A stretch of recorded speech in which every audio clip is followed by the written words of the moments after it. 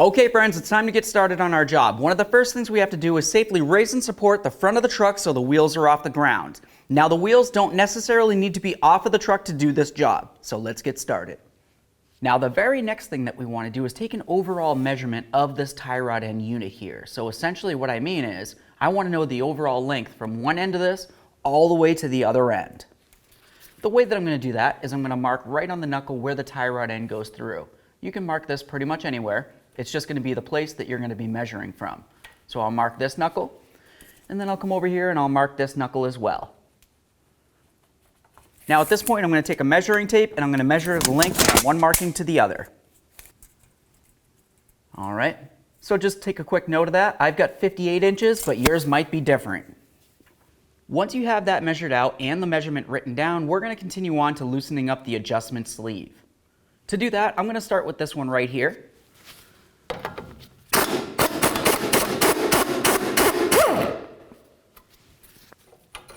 Slide this out of the way. Now we're going to move along to loosening these. We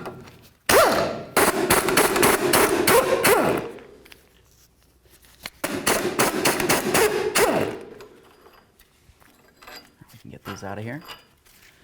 Now we're going to grab some large pliers and turn this.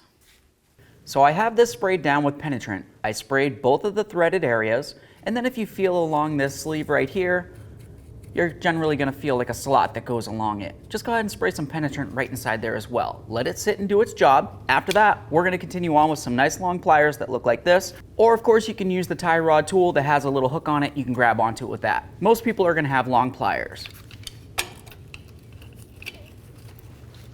Now if when you try to remove this sleeve right here and it doesn't want to come off, typically what you're going to have to do is either heat this up to the point that it's going to be able to break free, or of course you're going to replace the tie rod ends with the sleeve at the same time as an assembly.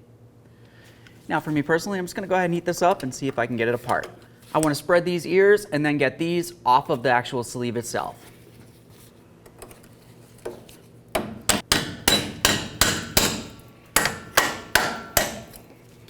Now we're going to apply heat to right where the threaded area is going to be on both sides. You can try to use a butane torch that looks like this and try to heat it up. This might take a little longer. I'm going to use some torches.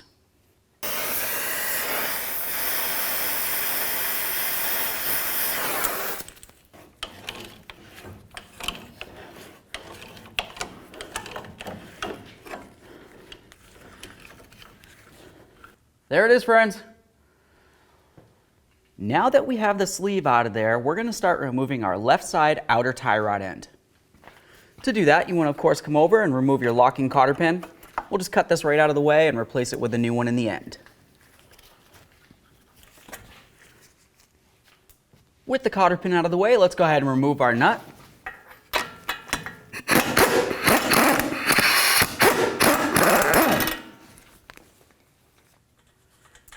I'm just going to start the nut on there a few threads, leaving plenty of space, and then we're going to continue on to bonking along the knuckle with our hammer.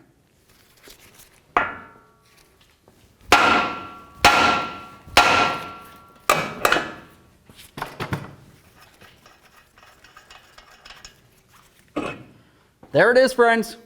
Now it's going to be time to install our brand new outer tie rod end. Let's go ahead and take that, slide it right in here. We'll start our nut on there.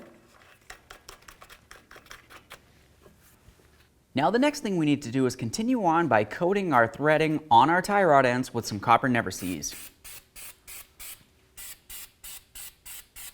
Let's grab the sleeve. Putting on the sleeve, something to pay attention to is it can go one of two ways. If you try putting it on the wrong way, it's not going to want to screw on, so you'll just have to spin it around if that's the case. With that said, I'm going to start with one tie rod end. I only want to get it on just a couple threads here, just enough to get it started. Okay, I've got that on there one thread. Let's continue on to putting it onto the other tie rod end. Now if you need to, you could of course push the left side tire. Give yourself a little bit more space to get it lined up. Once you have it lined up, just start screwing it on there. You just want to make sure if it doesn't seem like it goes on the first couple threads, you unscrew it again and retry, because if you screw this one in too far without this one going in, your tie rods won't be timed properly. There we go. Okay, so I've got them both started on there. I didn't have to turn it too many times before this one started on, so I know the tie rods will be pretty close to timed properly. With that said, now we're going to continue turning this to draw in the tie rods closer together, and we're going to continue on by taking measurements from one part of the knuckle all the way over to the other until it's perfectly aligned. What you're going to notice as you turn in your sleeve right here and it starts drawing the tie rod in, you're going to have this bracket right here that's going to be in the way. To remove this, we're going to go ahead and loosen this nut until it completely comes off, remove the bolt, then we'll slide this down the tie rod so we can bring this in the rest of the way.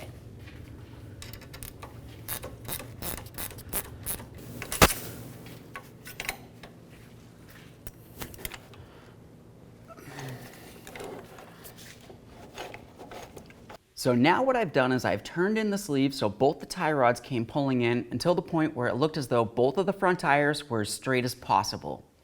The next thing I want to do is continue on to checking my measurement. So I'm going to go from my original point all the way over here to the other point and make sure it matches up. If it looks like the measurement is too high, like maybe you had approximately 58 inches before and now you've got 59, you need to continue tightening this in and drawing in those tie rod ends. If it looks like it's in the opposite direction, just go ahead and loosen them until you've got the same exact measurement as when you started.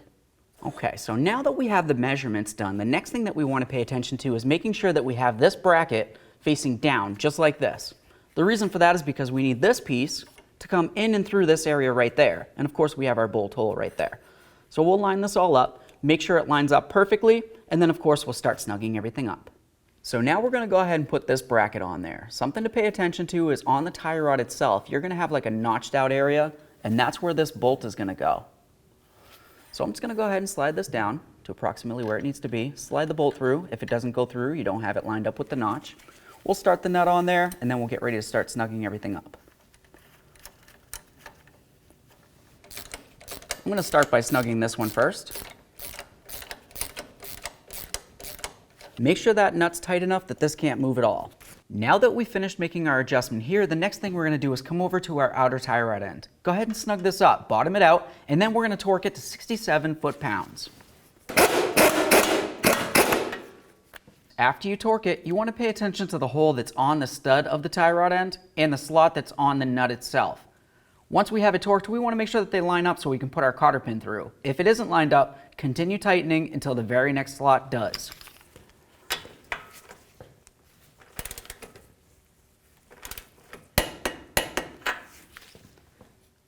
Go a little further. Now it's going to be time to put in our locking cotter pin. We'll just go ahead and slide this right through. We'll pin it over so there's no way that the nut can come loose on its own. And then of course, if there's a lot hanging off, just go ahead and trim it. Okay, now we're going to move along to tightening up our sleeve right here. But before we can do that, we need to double check the tie rod ends. The area that we're going to be paying attention to is in between the tie rod end and the knuckle itself. You want to make sure that the tie rod end is level or parallel with the knuckle right here. If it looks like it's twisted in one way or the other, just try to level it out as close as possible. And it's going to make sure that you don't damage any of your steering. Okay, now we can go ahead and tighten these up. Once we have them a little snug, we're going to torque these to 41 foot-pounds.